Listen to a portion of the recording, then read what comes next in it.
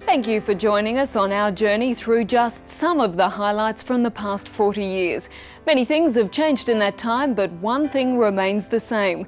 WIN's commitment to the local area is still as strong as ever. We'll leave you now with some more memories from a wonderful time. Everyone was sort of finding their place.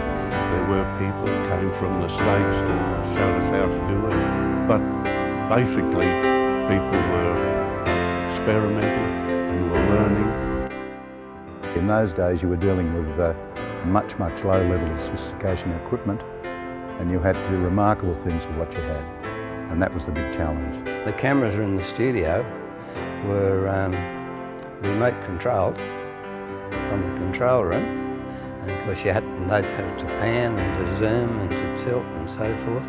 But then when you wanted to, the commercial break was on, you had to race down into the studio and shift the cameras manually to another position, because you know I use these things, and then get them into position and race back upstairs again.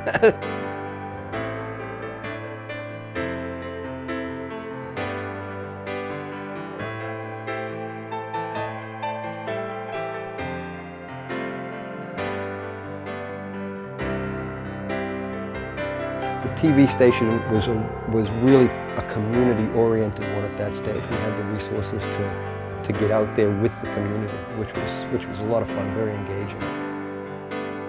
DDQ was really a great training ground. It was the days where we did huge productions with very little budgets. We learnt a lot. We did the behind-the-scenes stuff. We were presenting. Everybody had a go at everything, directing. It was just a fun time. The people from that era were what made it so much fun. I guess the highlight is always the people, and believe it or not, it's the guys behind the camera and the girls behind the camera that you remember most.